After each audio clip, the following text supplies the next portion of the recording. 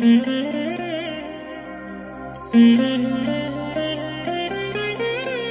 దినం పరము నుండి దిగివచ్చు మాట. ఇది నీ జీవితానికి వెలుగుల బాట. నీ ఒడిలో ఉంచబడిన దీవెనల మూట, అద్భుతాల ఆనంద ఊట.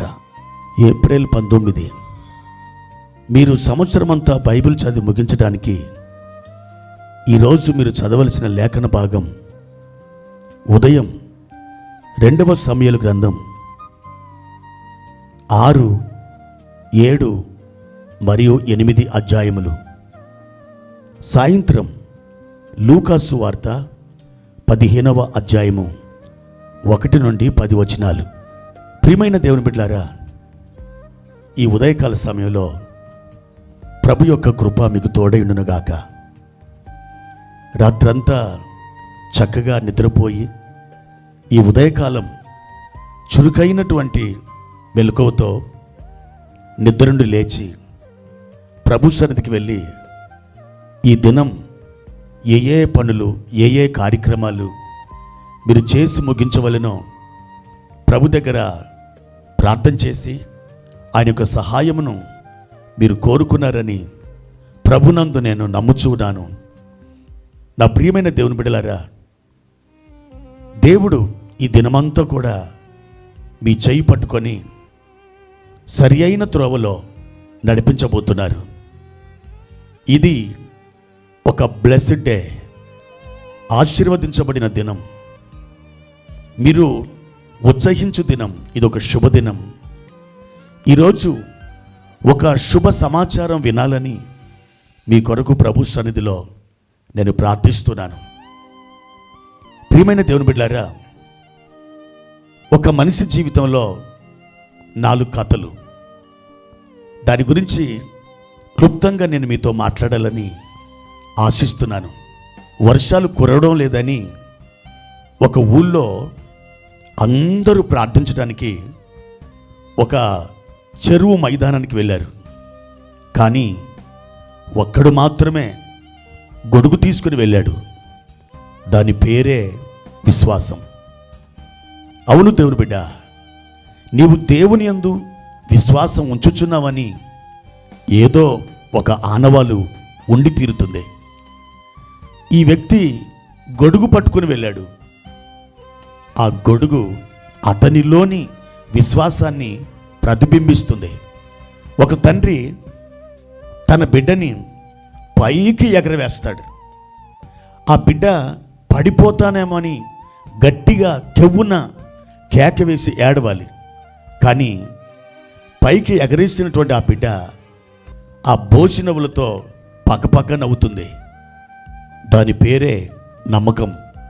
ఇతడు నా తండ్రి నన్ను పైకి ఎగరేసిన నేను ఎంతమాత్రం పడను, నేను పైకి వెళ్ళి ఒకవేళ పడితే ఆయన చేతుల్లోనే పడతాను అని ఆ బోసినవ్వుల పసివాడు అనుకుంటాడు.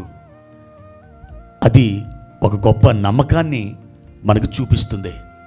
ఇక జీవితంలో 3వ కథ చూస్తే, మనం ఆవిరి వంటి వారమని, మనం నీటి బుడుగ వంటి వారమని బైబిల్ చెబుతుంది. ప్రియమైన దేవుని బిడ్డలారా, రేపు మనం బతుకుంటామో లేక చనిపోతామో మనకు తెలియదు.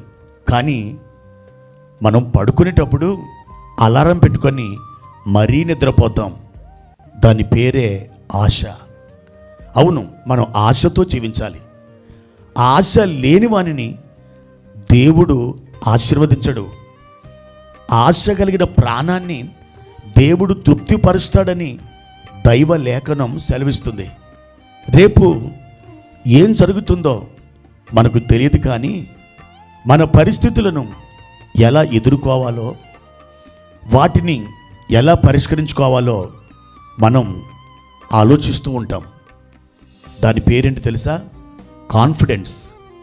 ప్రియమైన దేవుని బిడ్డలారా, ఈ విధంగా జీవితంలో ఒక విశ్వాసం, జీవితంలో ఒక నమ్మకం, జీవితంలో ఒక ఆశ, జీవితంలో ఒక కాన్ఫిడెన్స్ మనకున్నట్లయితే, నా ప్రియమైన సహోదరి సహోదరుడా, తప్పకుండా ఒకనాడు నువ్వు పైకి లేస్తావు.